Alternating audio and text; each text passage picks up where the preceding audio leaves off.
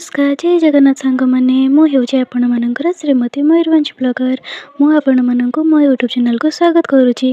मो fast video रे आपण मानक कही जे मो नेक्स्ट वीडियो रे हळदिया डैम विषय देखी कौन कौन कली कौन कौन देखली तो मुझे से वीडियो नहीं आसी। तो चलतु वीडियो को एंड पर्यंत देखा। आम घर बाहरी जगन्नाथ मंदिर दर्शन कलु तापर आखुर सफी हळदिया डैम बाहरिलु। फाइनाली आपण मैंने देखिपे आम हळदिया डैम पाखे पहुँची गलु। अरे अरे रुहंतु रुहंतु एबे तो स्टार्ट है टिके देखंतु रास्ताटा निज गाड़ी तो सब अंजर पंज ठेला हम ही हम ता सहित निजर भी होगी रही हो छाड़ निजर अंजर पंज ठेला कर सारापर आम डैम उपर पहुँची जाइलु।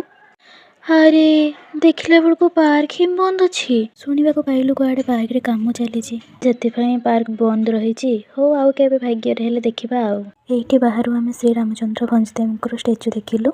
वाओ ये बोटिंग भी व्यवस्था रही है काम चलुवर बंद रही हो तेज चलतु टे डैम भ्यूर मजा ने। वाओ देखु तो टे आम मयूरभंज सुंदरता केते सुंदर देखा जाऊँगी ना। अरे अरे आप भूल भावी ना अरे मो कथा कहूनी अरे जो पानी मझे लड़े बुद्धंकर मूर्ति अच्छी मुझे कथा कहूँ आम ये फोटो उठे रिल्स करी एबे जाऊँ हळदिया माँ मंदिर पाक टिके देखंतु ये जगह पिकनिक स्पॉट भी बहुत भल अच्छी ना बहुत लोग को पिकनिक करने आसछन्ति। देखंतु माँ को मंदिर डैम भ्यू सह केते सुंदर देखा जाउछि ना। आमे माँ को मंदिर पाखक पहुँची गलु एबे चलतु टिके दर्शन करवा माँ को प्रणाम करके आसीबा।